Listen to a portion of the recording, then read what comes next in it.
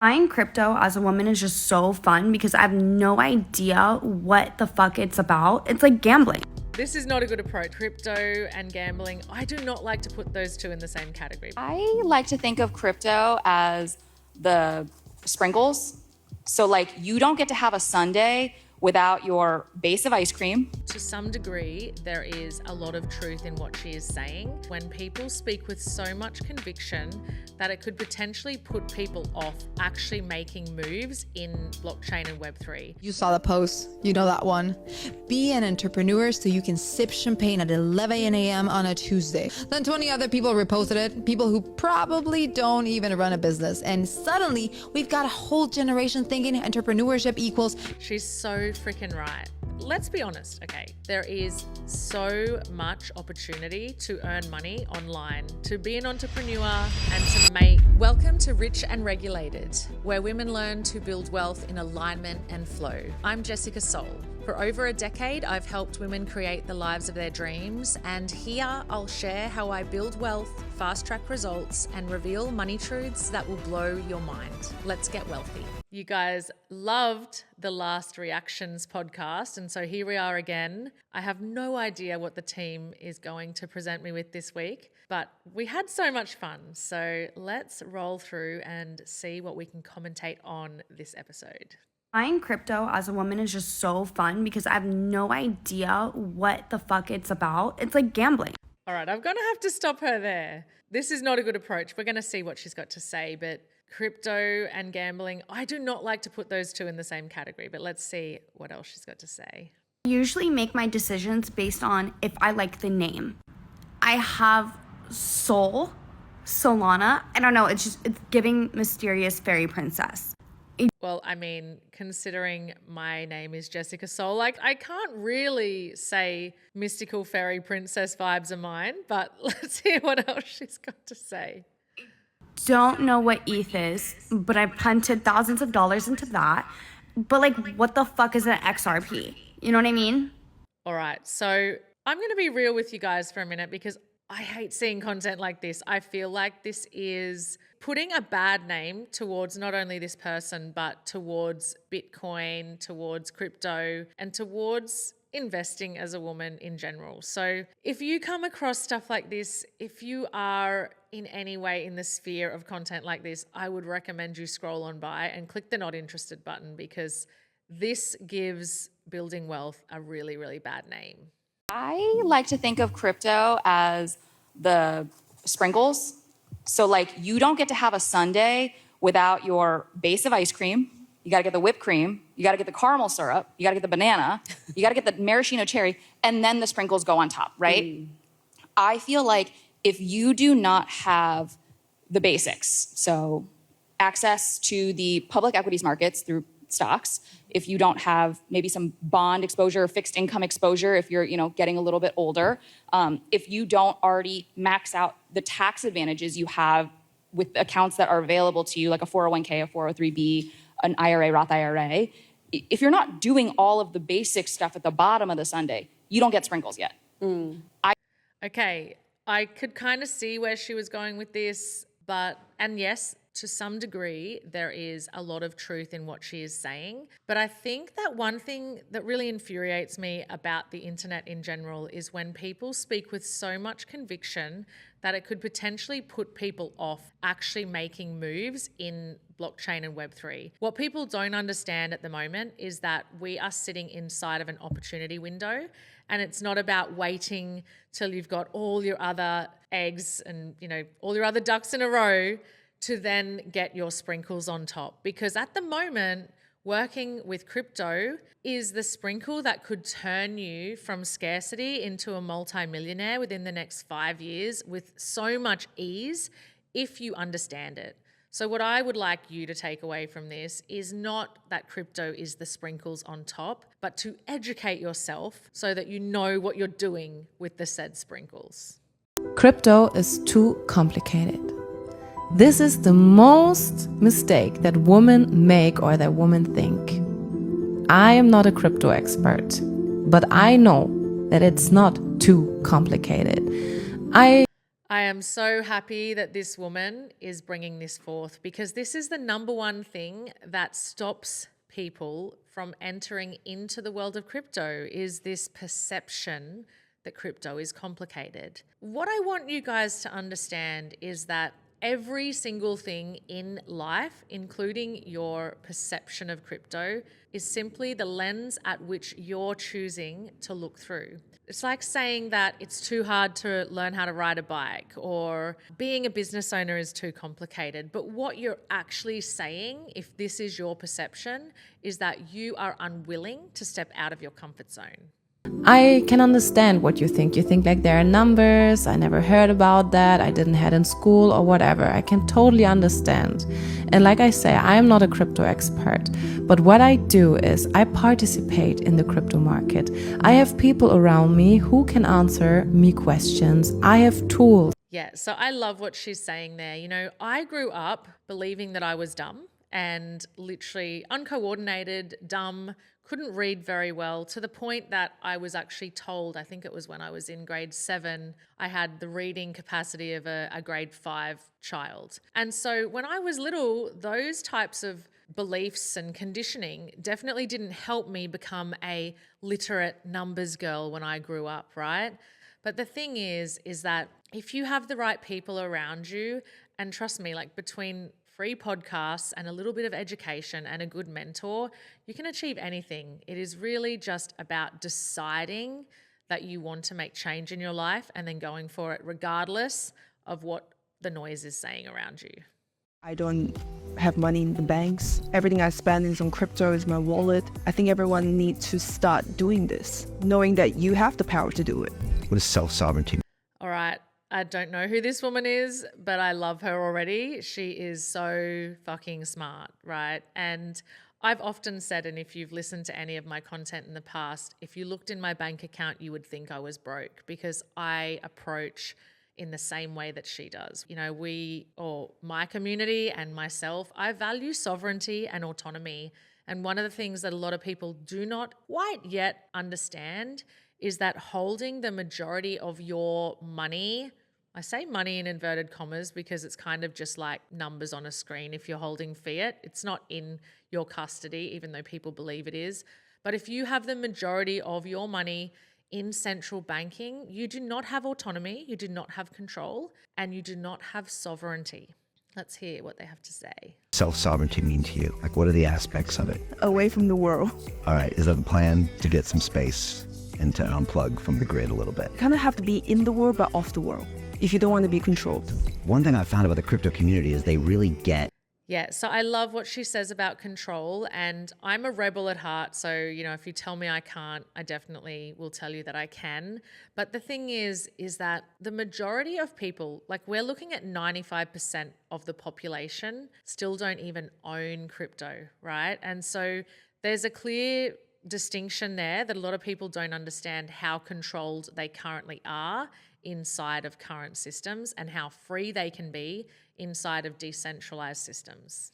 They really get this concept that the government might not be doing everything in the interest of the people. Because we don't agree with what they're doing. That's why we want to have our own money, our own freedom. This is what I'm after. And ultimately, hopefully, to bring my family out or my friends and to spread this information to everyone, knowing that your power. I think the final point there, which is really, it's a beautiful opening to something that I know a lot of people are thinking about. CBDCs, so the central bank digital currency, digital ID. These are things that a lot of, particularly Australians, are worried about right now. They're watching a lot of stuff being shared on Instagram, and they're feeling the fear, but they have no idea what to do about it. And when we look at what's happening overseas, we are seeing that people are losing control. They are not able to make choices. And we have had this perception for many, many decades that the government has our back and that they are looking after us and that they have subsidies and plans and things in place that support us, right?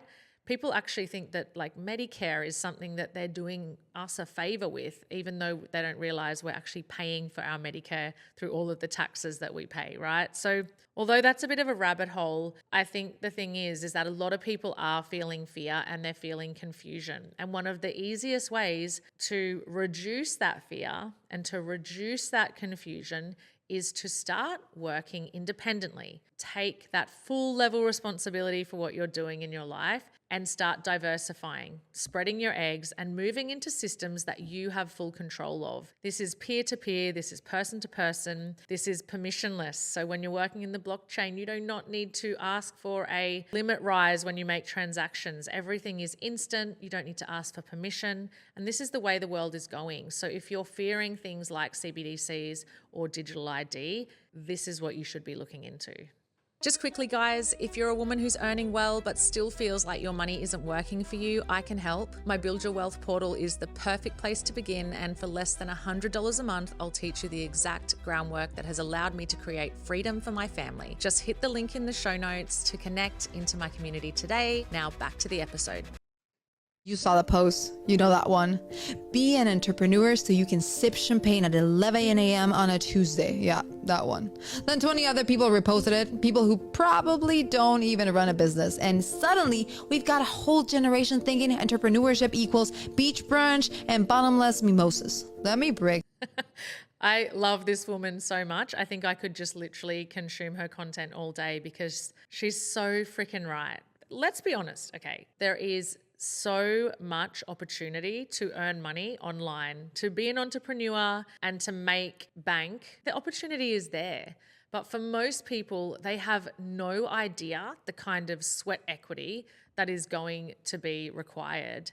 And so, yes, of course, young people are looking and going bottomless brunches, champagne on a Tuesday, living your best life. And look, I can say honestly that if you've followed me for a long time, you probably think I've got a pretty good life too. Because there are days where I'm sunbaking by the pool on my laptop, and it may not seem like I'm actually doing a lot of work, but trust me when I tell you, if you see someone who has that level of success and true wealth has been created from business, they have done things that are exponential. They have worked behind the scenes in the hours while you're sleeping more than you would ever realize. Your heart gently. If you're doing it right, entrepreneurship doesn't look like champagne on a yacht. It looks like checking Stripe in the bathroom at dinner. It looks like building landing pages at 2 a.m. It looks like sending invoices from your cousin's wedding. No one tells you that because that post, the one that went viral, yeah, that was written by a copywriter trying to sell a course, not a founder knee deep in cash flow issues, not a CEO juggling product delays and team burnout. We don't drink champagne on Tuesday. We earn the right to maybe relax on a Tuesday in like 7 years. So if you're coming... Okay, yeah, this is actually a beautiful opportunity for a little bit of a story, because when I really got into, I suppose, the depths of building my business, I've been a coach for 11 years now. And when I got into this depth of growth, when I made the decision to really go for the high income and to really, I suppose, go viral and create visibility and do all these things, I literally had to start explaining this very thing to my family members. You know, I think you can see someone looking at their phone, like she said, sending invoices from a cousin's wedding, checking Stripe, doing these things. You can see someone watching their phone all day and have no idea the stress that they're under. And for me, this is something I've literally had to explain to my family. Because I am an entrepreneur, I do not stop. So when I see people sitting at the bus stop scrolling Instagram, if I was ever sitting at a bus stop, I would be doing what she's talking about, sending invoices, creating content, like writing new programs, speaking to clients. Like literally it is non-stop. When you want big results in your business, you will do things that other people are not willing to do. You won't shut off like the 9-to-5ers, I can tell you that right now. This is how I'd invest $10,000 if I were to start all over again, coming from a former investment banker and a qualified accountant. First, I'd set aside my safety net, 3 to 6 months of expenses saved in a separate account, so when life throws a curveball, I don't need to touch my investments. I'd keep it in a high interest savings account earning around 4%. Here are some of the most popular options in the UK. Second, I'd open a tax-free investment account first. It's called a stocks and shares ISA in the UK, which lets you invest up to £20,000 a year, completely tax-free on your returns. All right. I love Nisha and she has so much value to add. I'm going to let you know she's an amazing person to follow, number one. And she has some really, really intelligent wealth strategies. One of the things that I have been embodied in myself personally and have taught my clients for many, many years is to have buckets and to have that buffer. And she's absolutely right. One of the worst things you can ever do for your nervous system and for your family is put yourself in a position where if you needed to stop work, change careers, be more present for your family, deal with a sickness, if you do not have that 3 to 6 months worth of income set aside, you're going to find that your nervous system will be so dysregulated, it will be very unlikely that you'll get yourself into a position where you feel confident in investing anytime soon. So this is super important. I know she's based in the UK, so let's hear what else she's got to say. On your returns. So I'd open that account with a platform like Vanguard, Interactive Investor, Invest Engine, all great options for beginners. Third, Yep. So Vanguard, I'm very familiar with. I think I spoke about this on one of my previous podcasts or one that's coming up, the S&P 500. It's a fantastic option that's very safe and a really good way to compound over time. I was literally talking to a client of mine a couple of days ago about this. She's very aggressive and quite bullish with her self-managed super fund, working in the crypto space predominantly. And she was actually talking to her wealth advisor about safer options. And what we did is we spoke about the S&P 500 and how she could just place, $50 or $100 a week into that for her daughter's future for the next 20 years, and how that would be a really, really solid strategy. So yeah, she's on the money with that one. start investing, but not in crypto, not in meme stocks, not in IPOs. Too risky for a beginner. I'd keep it simple with broad, diversified ETFs like the Vanguard FTSE All World ETF or the iShares MSCI ETF. These track thousands of the biggest companies. All right, well, you guys know I love crypto, so of course I've got something to say about that. This is just sheer lack of education. And should I say it? I don't know. Maybe she's getting a kickback from Vanguard. I'm not sure. But it doesn't seem like the right advice that I would be taking. What you've got to do when you're setting your wealth structures up is you've got to look at becoming risk adverse to a certain degree. So the way that I do that with my clients is I basically set up their buckets so that they have, fund money, they have bills accounts, they have those safety net accounts, they have the more traditional asset building and compounding structures set up. Then what you want to be doing is you want to be looking at how you dollar cost average into places that are going to create exponential return. And there is so much risk in ignoring the fact that even if we look at Bitcoin, for example, that it has been growing at least 50% per year. So for someone to tell you to go slow and steady, while it may be very, responsible advice, what I would consider instead is pouring your time into education so that you can make confident decisions that will collapse time and build your wealth far more quickly. Of course, this is not financial advice, and I am not a financial advisor, but I do have an amazing free community where you can come and join our conversation, start to educate yourself around this advice and other advice that is out there on the internet so that you, in fact, can become autonomous in your own decision making.